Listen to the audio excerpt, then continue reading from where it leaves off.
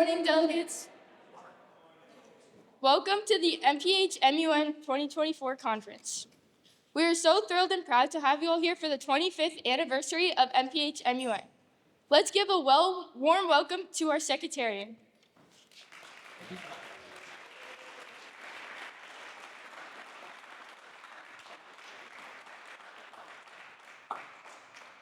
For the General Assembly, your chairs are Daniel Ford, Aditi Shah, and Sophie Doe.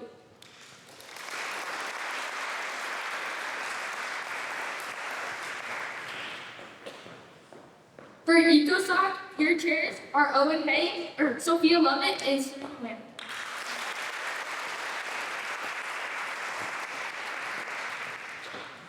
For EcoWin, your chairs are Owen Hay and Sana.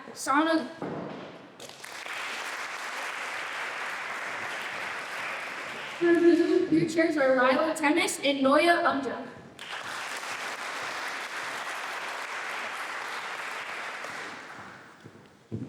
For the UNCSTV, your chairs are Denise Kersoy and Calvin Tone. For UNWomen, your chairs are Sonia Gonzalez and Olivia Cervanowitz. For EU 2050, your chairs are Priya Kapoor and Owen Rickles. For the Kennedy Constellation, leading your chairs, Sanjeeva Natal and Zachary Golo.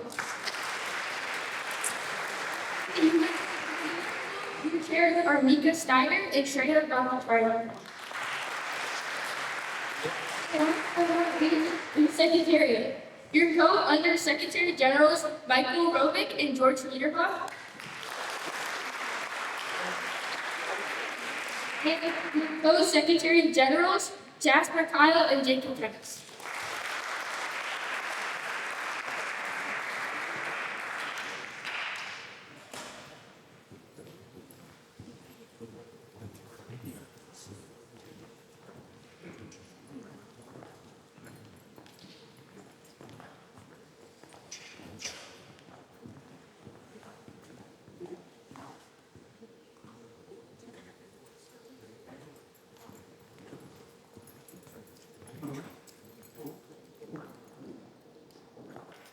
Welcome, everybody. Please be seated.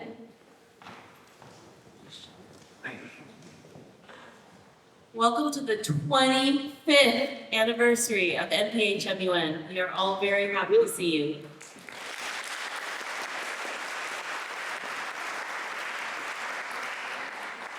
For the presentation of our charity, let's welcome Mitchell Rovitt.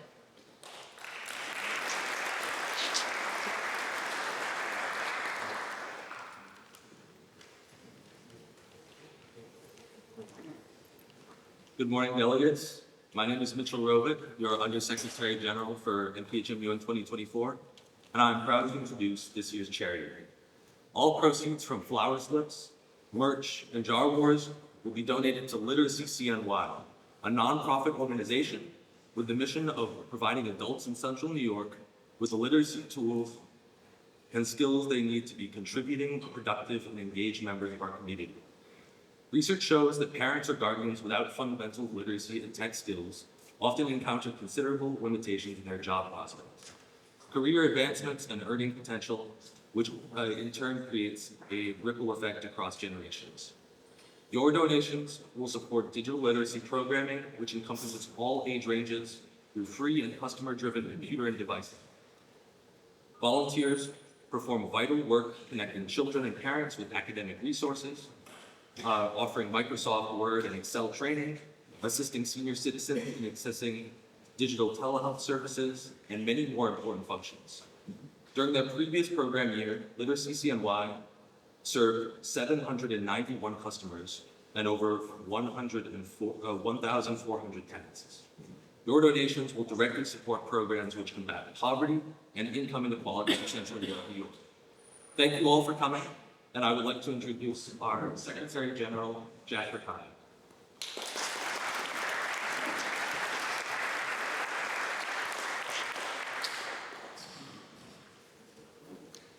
Good morning, delegates. My name is Jasper Kyle, and I'm honored to be Co-Secretary General of the special edition of MPHMUN. This year, we have decided to appreciate what makes MUN so special by appreciating every one of you. You delegates have come to committee with an idea of how you want to change the future.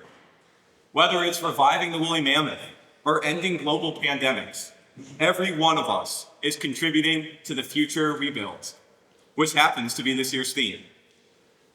To talk to you about what that future can look like is Dr. Hamid Ekbia, Director of the Autonomous Systems Policy Institute at the Syracuse University Maxwell School of Citizenship and Public Affairs.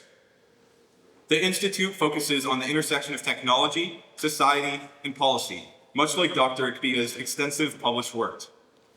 His writings have appeared in the Journal of the Association for Information Science and Technology, the Information Society, and the Journal of Information Science, among many others. Additionally, Heteromation and Other Stories of Computing and Capitalism is just one of his books, published by the MIT Press, along with Cambridge Press. He is also the founding director of the Academic Alliance for AI Policy, a group of multidisciplinary academic experts that gives nonpartisan research and strategic analysis to policymakers, media, and the public. Later today, when thinking of ways to build a better future, I hope you are inspired by what Dr. Ekbia has to say. We will also have a Q&A period after Dr. Ekbia's presentation, so make sure to have your questions ready. With that, please welcome Dr. Hamid Ekbia.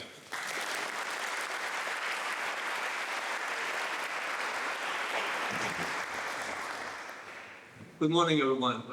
I'm already inspired. There's a lot of energy here. I hope I can match up, but we'll see.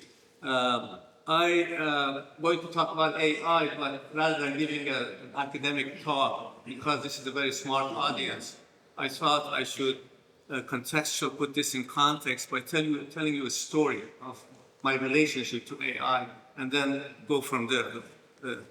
Can you hear me correctly? Maybe not?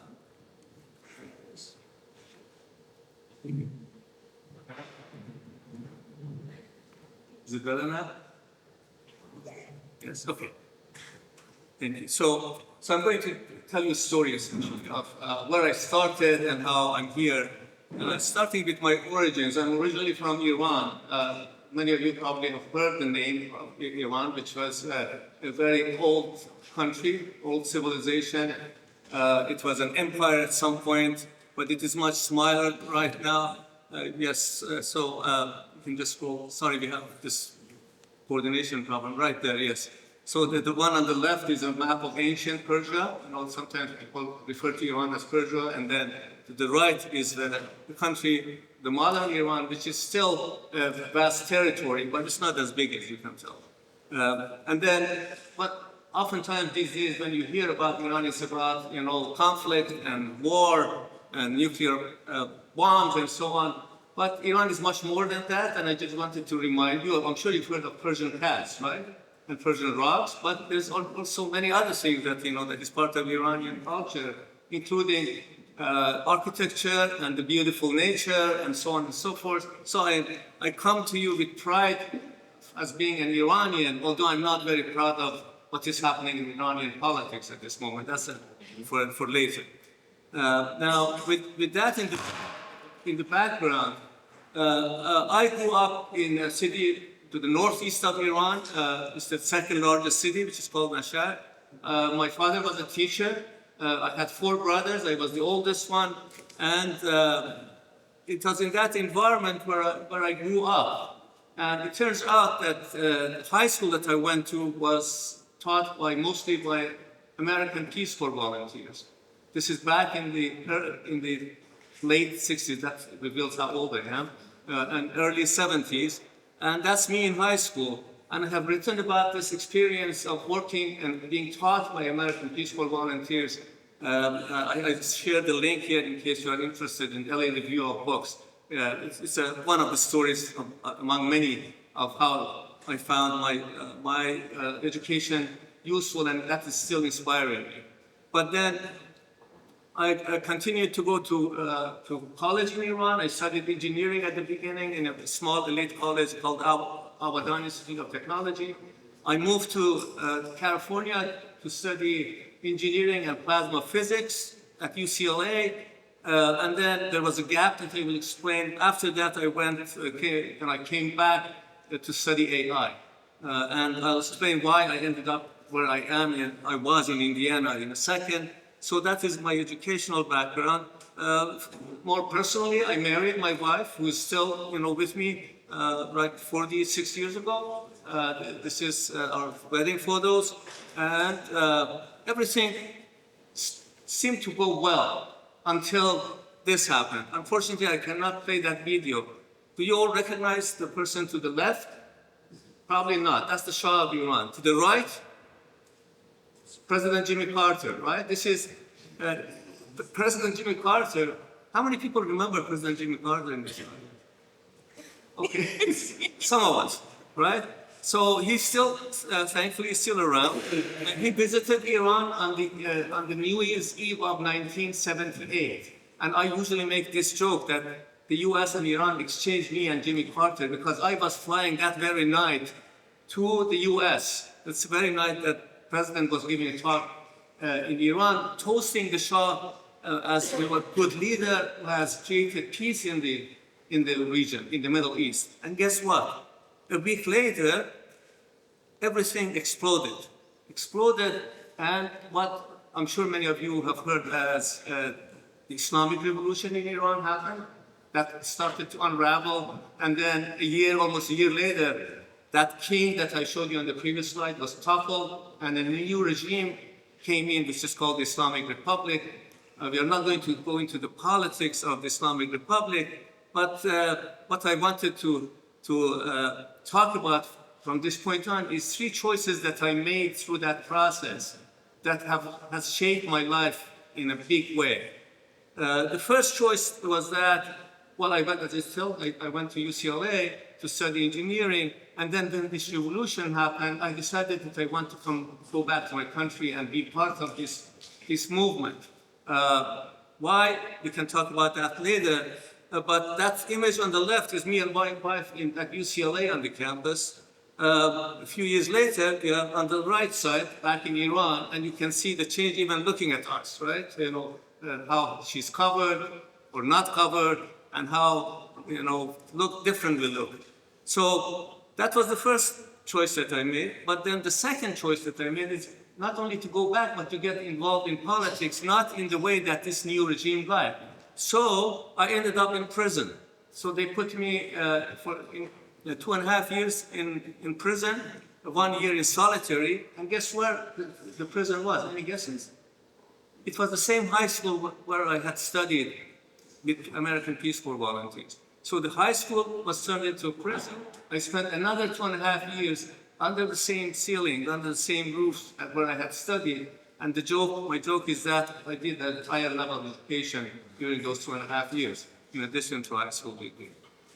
So I have written about this as well. I published in LA Review of Books about my prison experience. So that was the second choice. Then I was released from prison. I studied, then I started to work as an engineer because that's what I knew. And I grew up in that profession. In a few years, I established a company, and I was making good money. But if you the next slide, in the meantime, I read this book, which is called Gödel, Escher, Bach. I'm sure you recognize those 3 names. Gödel, the mathematician, Escher, the painter, Bach, of course, the musician. This book was written by somebody called Douglas Hofstadter, and he got a Pulitzer Prize for this book. And a friend of mine sent this book to Iran for me to read, and that book, changed my life yet again. I decided to drop engineering and my company and come back to study AI with this man. I wrote to him, got to meet in Italy, and then a few years later, maybe I should wait until.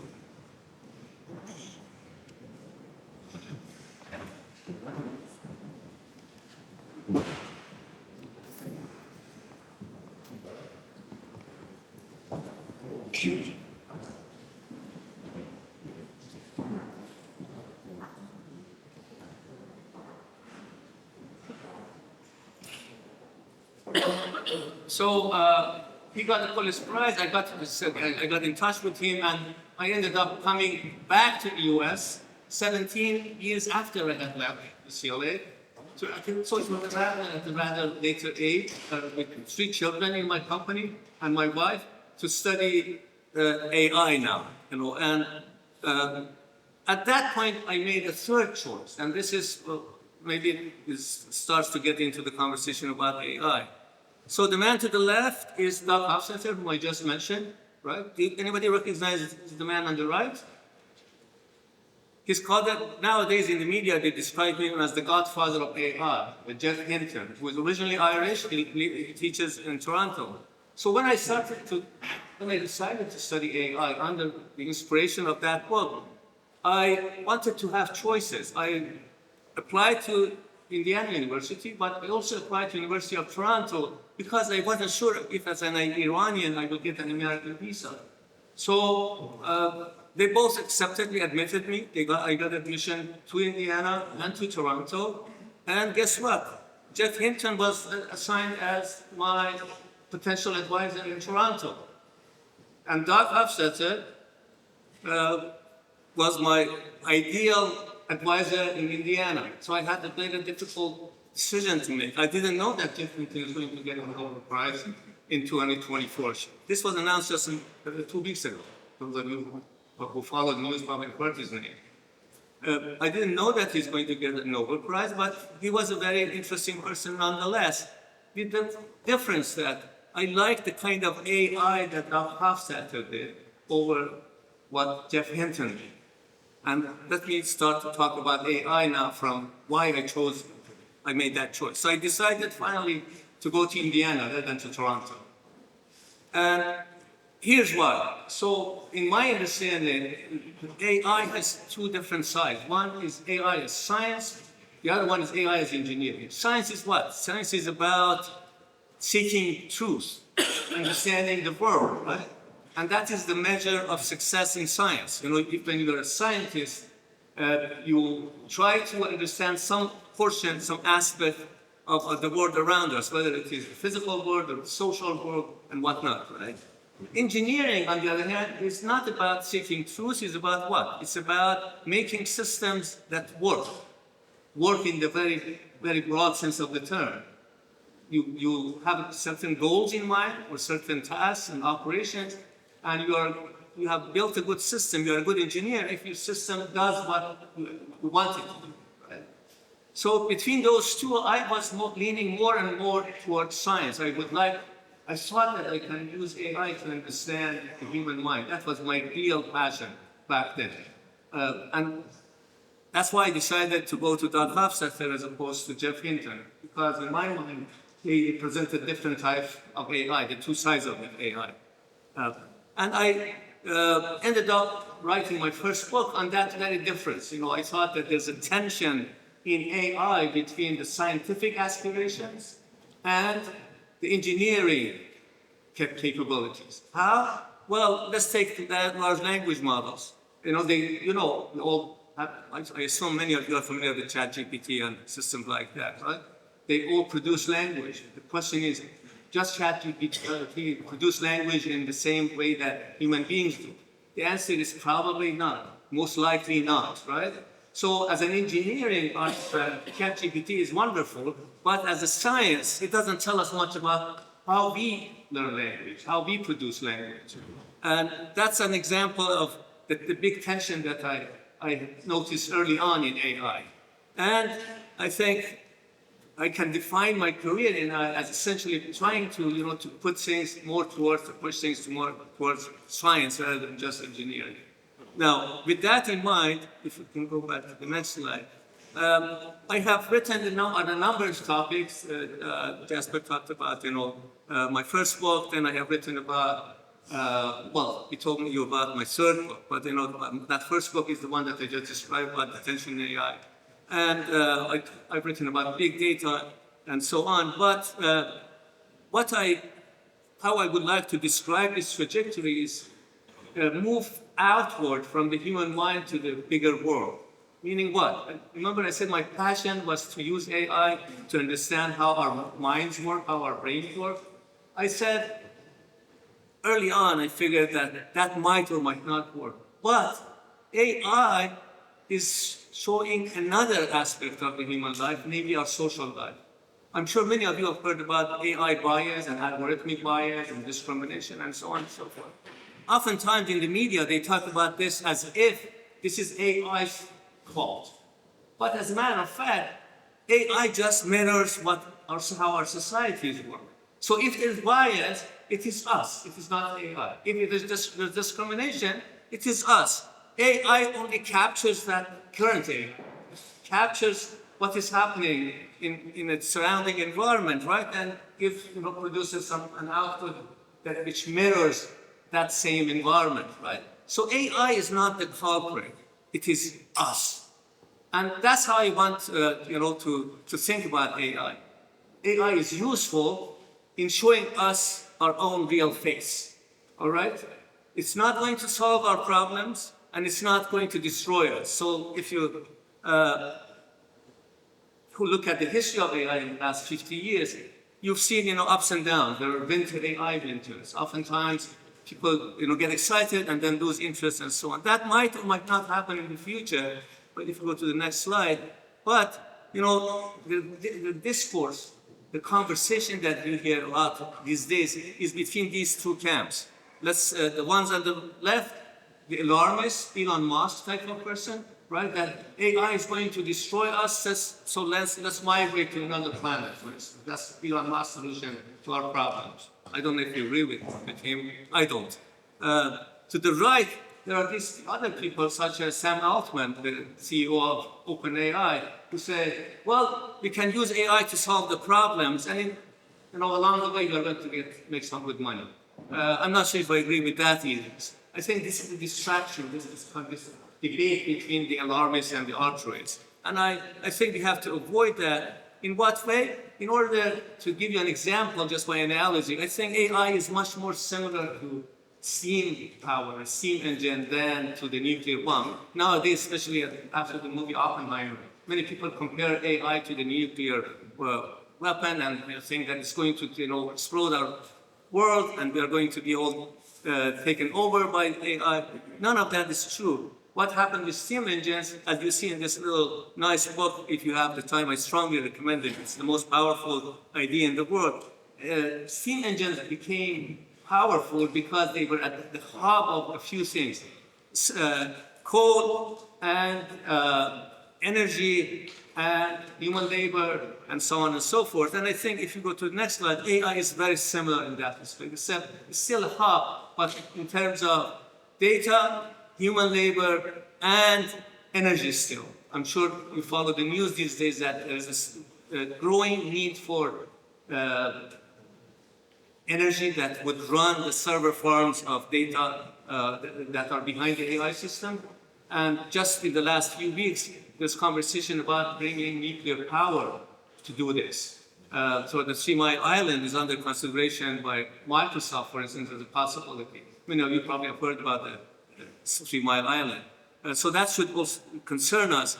But at the same time, we still can take control of this. It is not too late. And human beings can guide the process of where AI is going to go in this whole complex world.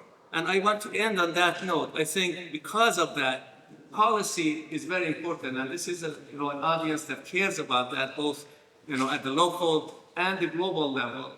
We have taken steps here at the Syracuse since I arrived to get involved with policymakers, lawmakers, so we launched this alliance that, as Professor mentioned, last year. It includes a number of universities from across the nation, but we have also tried to also engage with global leaders. That image on the right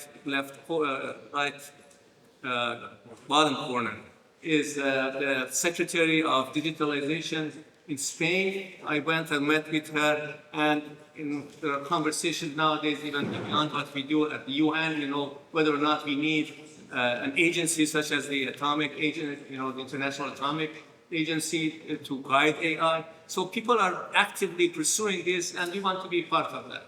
So with that, I just want to thank you for your attention, and I would be happy to answer any questions that you might have.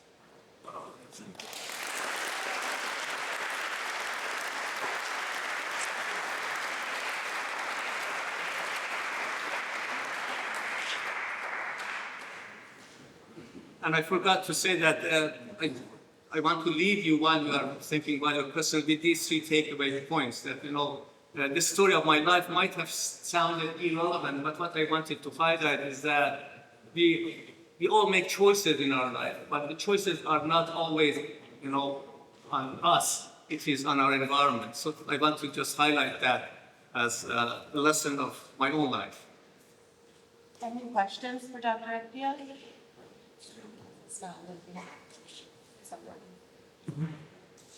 Do you hear any experts on the use of AI? Pardon me? What are the downsides to the use of AI? The downsides of current use of AI are a few. I want to highlight most importantly at the moment what I just said at the end of my comments, that is the environmental impact of current AI is huge because the current AI systems demand a lot of energy. Why? Because it is all about data. The large volumes of data have to be processed, and that needs computing, and computers need energy, and the energy should come from somewhere, which is why our fossil fuel resources might not be enough, and that's why people are considering nuclear energy these days. Why is that a risk? I think you all agree that we are going through a climate crisis. But the solution is, to maybe consider other alternative models rather than the current machine learning models in AI that would not require this much data. So that's, I think, to me, is the biggest one. But there are also social issues that I mentioned as well about how AI is in the hands of, unfortunately, very few big companies, Google and Microsoft and OpenAI and so on, whereas it is affecting almost everybody else's life. So I think if I were to highlight the biggest social issue is the monopoly of these corporations over AI. And I think we have to reclaim our right to our data and, for that matter, to AI. What do you think about the current trend of using AI as an alternative developer? Very good question. I think, as you correctly said, it is more of a buzzword, marketing buzzword than reality, because people, for better or for worse, they attach AI to anything they do, try to impress investors oftentimes, but also the public and lawmakers, that what they are doing is very new and novel and so on. And I think that's more of a harm than a benefit, not only to the AI, to the society, because we want to be, careful about how far we go with making these claims. Thankfully, the government is trying to deal with that. The National Institute of Standards and Technology is trying to create guardrails where people are going to be held accountable when they make these claims. And we are also involved with them, as in they have a consortium, and Syracuse University is one of the members of that consortium. Hi.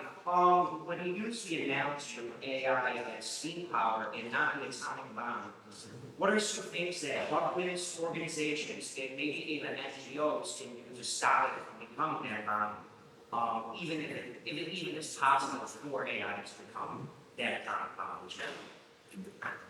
Again, very good question. That's a long conversation, but let me be very brief. I think we have to be realistic. My key word in response to that question is realism. This somehow relates to the previous question as well. We have to be realistic in terms of what is possible, what is not possible, right? Science gives us a good answer to that question. What is possible physically or materially? An example of the environment is a big one, right? We cannot continue to produce data and consume data and to train these AI systems because we have limited resources on Earth, right? So that's just a scientific fact. But then after science, it is the policy-making process that also should establish the limits of possibility for what is feasible politically, what is feasible economically, what is beneficial economically and socially and so on. So I want my suggestion, which I've learned from others, in response to questions like this is let's think about possibility scientifically and realistically in order to decide what works, what doesn't work. Thank you. I have heard reports and you myself about the accuracy of AI response based on our statements, but it's not just talking, they seem like giving more blunt words. And I've seen that in chatting before, and exactly, but no even that it's Unfortunately, I missed the last part of the question. for that based on how AI's accuracy changes depending on our politeness and that's the question. The accuracy changes depending on our politeness Oh. of how we ask the question. What are your thoughts on Yeah. that? So this again would question an example of a bigger issue, namely that there's a lot of interaction nowadays in the form of prompt engineering. I think one of the things that you all should consider as students, but also as educators, is how best to interact with this system, not only in terms of courtesy and politeness, but in terms of getting the best advantage of their capabilities, because unlike the common discourse that these systems are going to do most of our take away our jobs and they're going to do everything that human beings are doing now, that is very far from truth. And I think it is upon us to decide how best to use them, whether it is in terms of our social interactions, but also in terms of how best to utilize these capacities so that it becomes a useful tool rather than a means of distraction, for instance. Our history of social media is, I think, in my mind, a good parallel.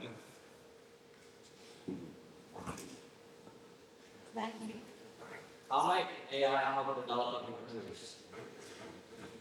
It might or it might not. If history of technology is evidence, unfortunately, again and again we have seen, innovations kind of reproducing disparity and in power, in resources, and so on and so forth. AI can potentially change that only if I think it is upon your generation, it's a bit too late for our generation, if you put it on the right track, so that unlike earlier technologies, it can be used for the benefit of all humanity rather than just a select few. So there is that potential, but it needs wisdom and kind of activity, if you wish, participation on our part. We have time for about 2 more questions. No, they're in there. To your right still. Go ahead.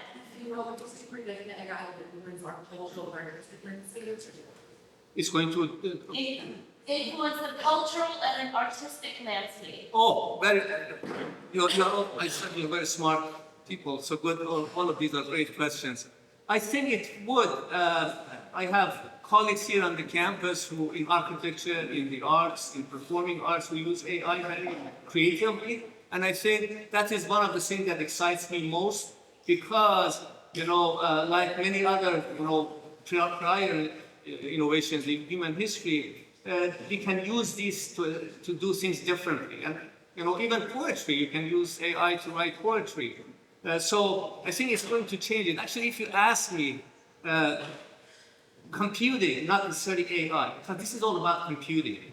Computing is a civilizational phenomenon.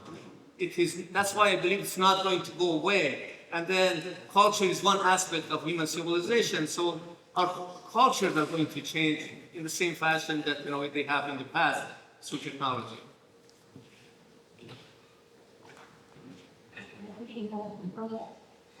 So AI can be a very powerful tool in all circumstances. It can be helpful, but at the same time, when it lands in the hands of malicious people. There have been instances of people, like normal people like our family, accessing AI to ruin people's lives, especially on social media, like creating vulnerable fake pictures of them.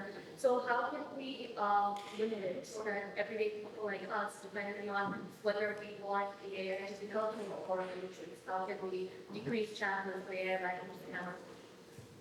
Well, we as individuals should be, take some responsibility in how we interact with the system. But I think the burden is mostly on policy making and law. I think this is why I think we have to be very active in the policy space, because we cannot expect every single individual to be aware of the risks of interacting with the system, right? It's just too complex, too opaque. But if law creates the right, principles and guardrails if not eliminate, to minimize the impact of bad actors and bad behaviors, we might be in much better shape. So I would put the onus on law and policy rather than individuals. Thank you, Dr. Garcia.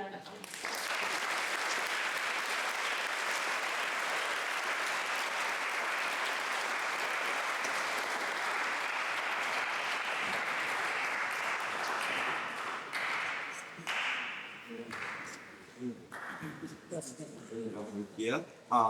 We now recognize Dr. Manger, who is a former coach of our team and currently works as co-director of the Media and Education Master's Degree Program. You're out of order. One moment. Sorry.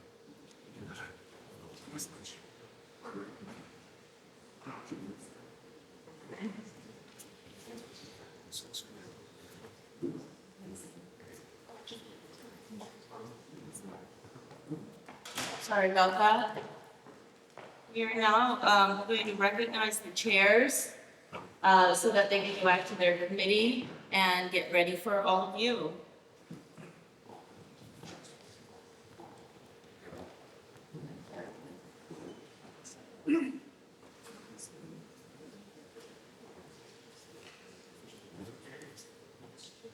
For this year's MPHMUN, starting with the General Assembly that is coached by Sophie Dowie, Daniel Ford, and Aditi Shah.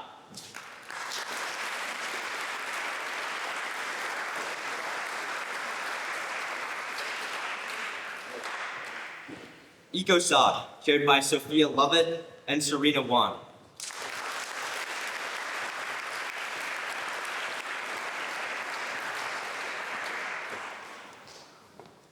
EcoFin, chaired by Sana Goyle and Owen Hay.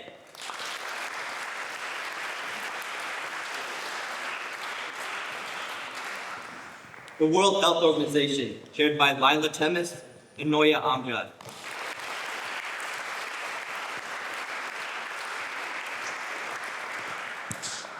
UNCSTD, chaired by Dennis Gersoy and Calvin Town.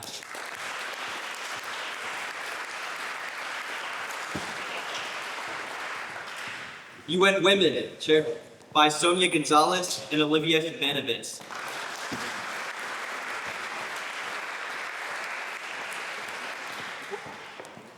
Our European Union 2050 Committee, chaired by Maria Ford and Owen Reckon.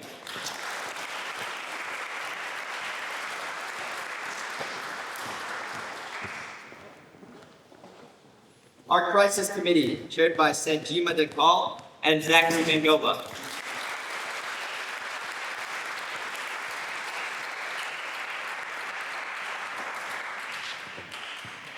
And last, our UN Security Council, chaired by Shreya Bhattacharya and Mika Steiger.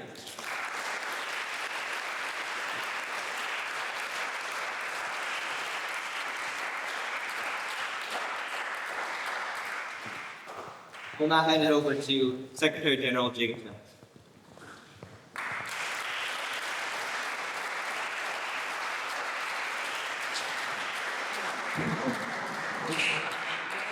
We never address opening ceremonies, but I had to do it this time.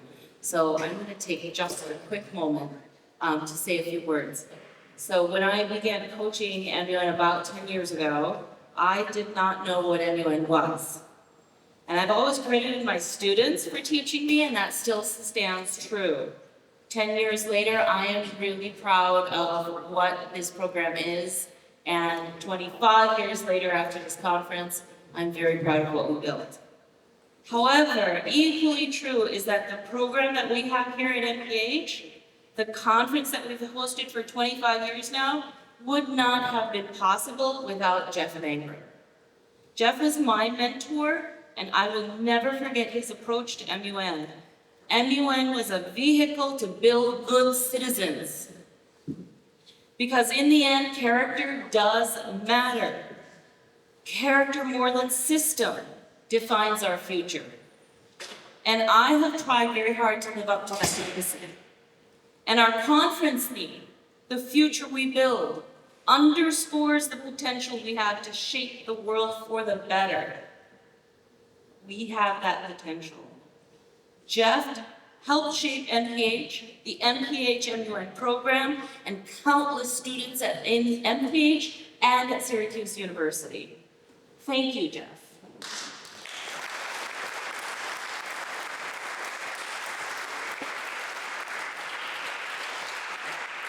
Thank you for that small interlude, and I will now turn it over to our Secretary General, Jacob Temes, to give a formal introduction.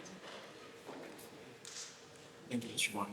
As Mr. Wani mentioned, Dr. Mangrum is a former coach of our MUN team, who currently works as co-director of the Media and Education Master's Degree Program and associate professor in the School of Education at Syracuse University. Dr. Mangrum distinguished himself in the classroom as a social studies teacher before returning to the School of Education to complete his PhD degree, including being named a finalist for the New York State Teacher of the Year Award, and in 2011 was named the Outstanding Faculty by the International Society for the Social Studies. We know Dr. Mangrum as a beloved coach and as an inspirational speaker. To celebrate 25 years of MPHMUN, we've invited Dr. Mangrum to celebrate with us and to share some inspirational words with you. Please join me in welcoming Dr. Mangrum back to MPHMUN.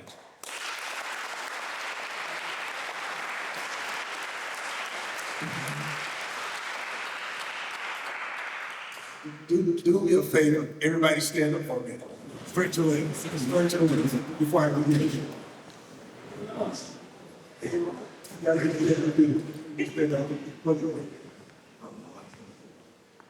I know students. Thank you. Take a seat.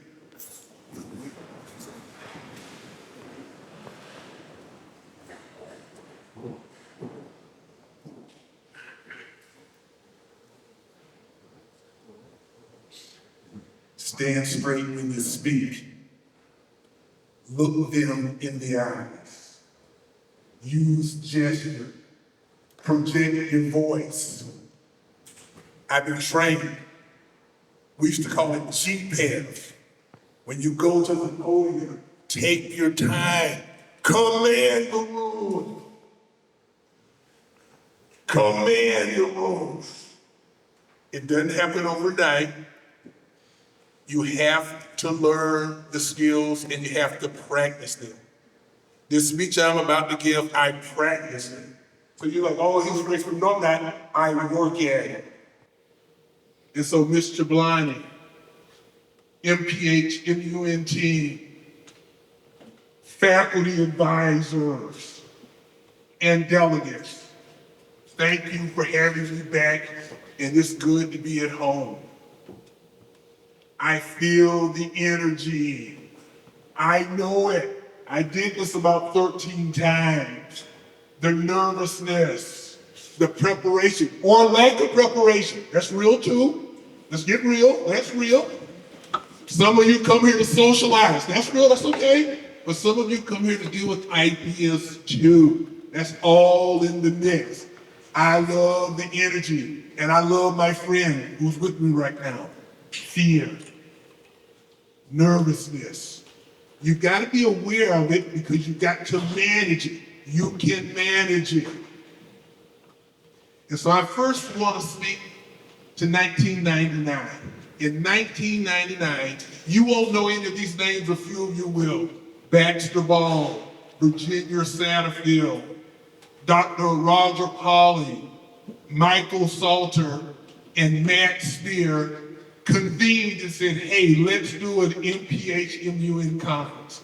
And they did it. In 25 years, we're here. Mr. Spear, could you stand up for a minute? I want to mention him. Here's why. Oh, yeah, absolutely.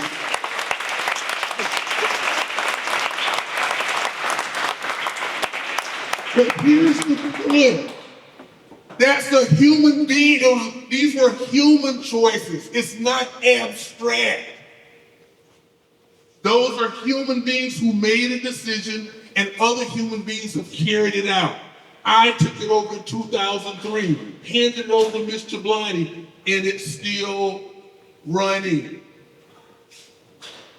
It's running because FM comes every year, JD comes every year, Liverpool, Utica, Whitesboro, CBA, it goes on.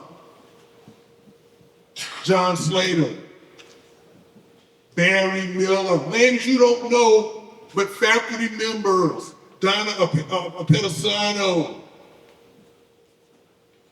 I can't remember her name, Kathy, who came from, was it Utica, Clinton, Whitesboro, I can't remember, they don't know.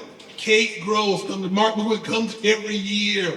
Faculty members, the key, I call this the chain of continuity. That they come, we come, and the chain, the link is built. This is the 25th chain link. When I played football at Syracuse University, on Saturday, one or two plays won us the game. That Monday, we would have a big meeting with 100 people in the room, all the coaches, and the whole head coach would put on a film and say, notice this play. That play saved the game. And they would say, Tim Green, stand up. Come down here. He would come down, we'd watch them play together, and then we would salute. The coach would say, stand, give Tim 2 claps. We would stand and give that person 2 claps because their heroics, their effort, their commitment won us that ball game. Students, not faculty advisors, stand. I need you to salute your advisors. Hold on. The chain link fits, it goes on because of them. Give them 2 claps. Clap like you mean it. Take a seat.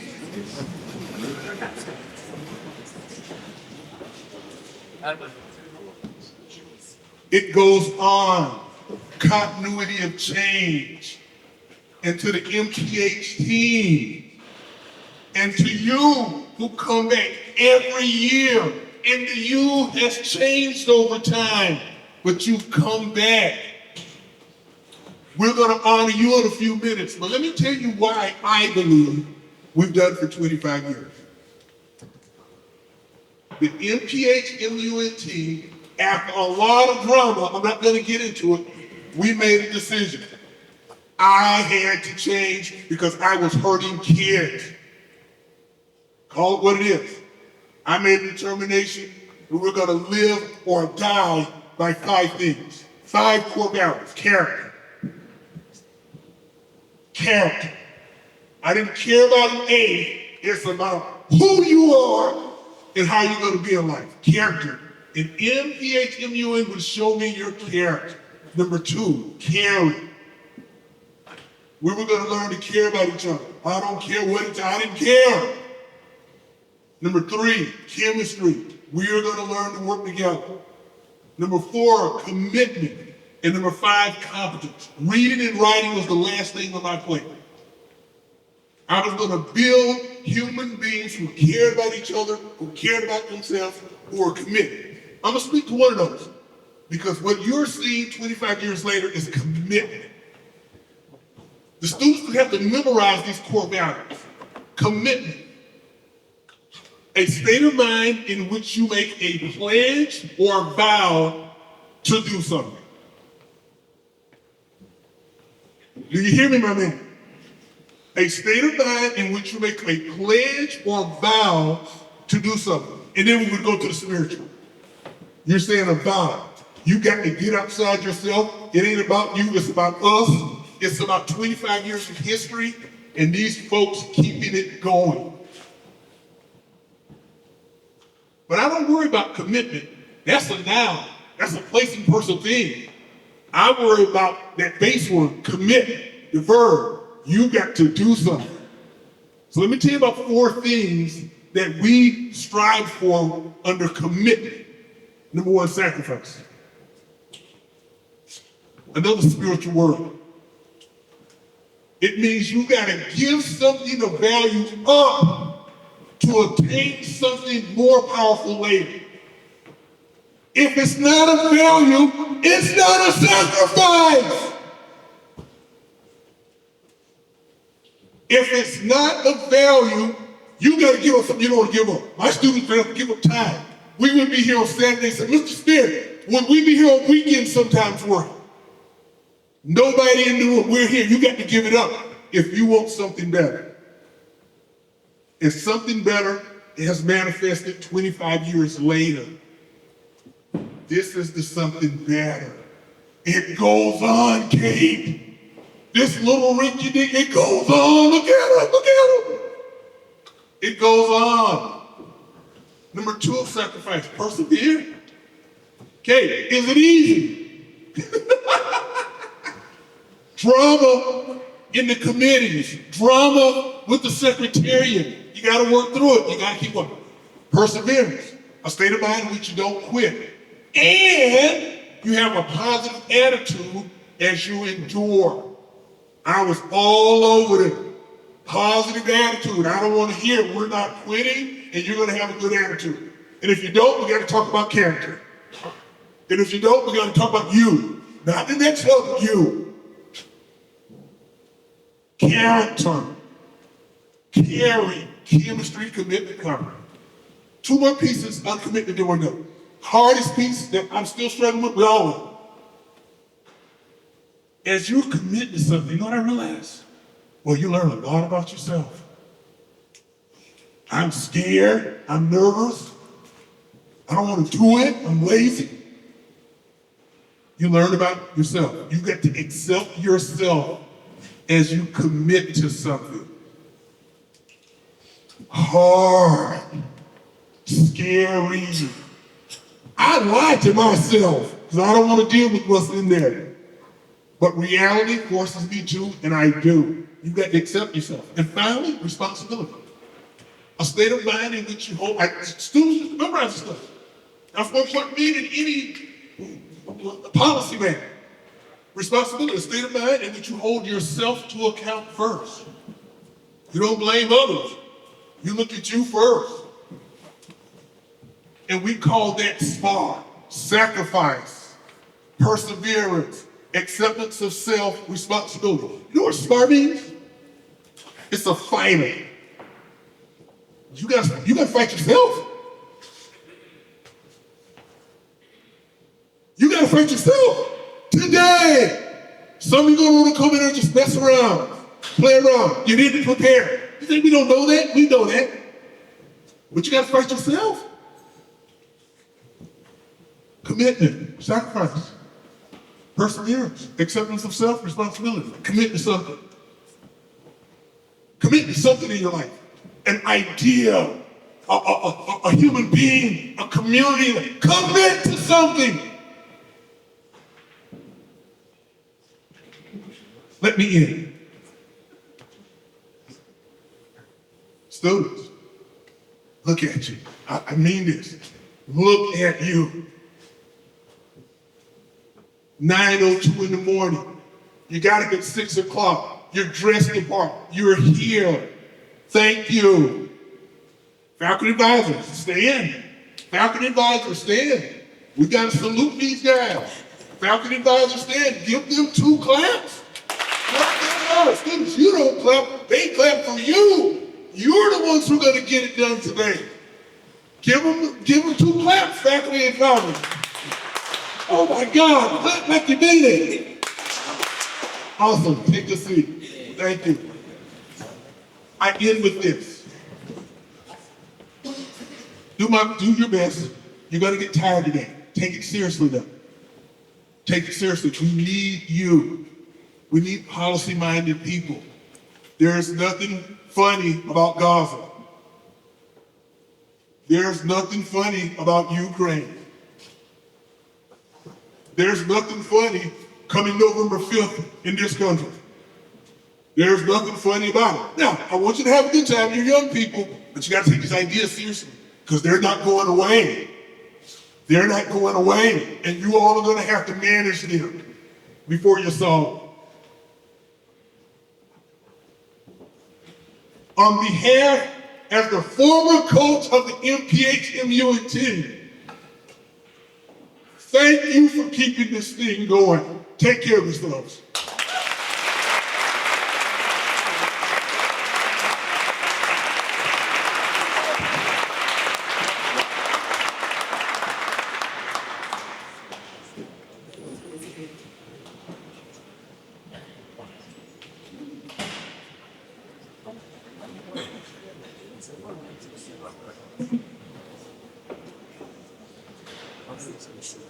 All that being said, are there any comments or motions?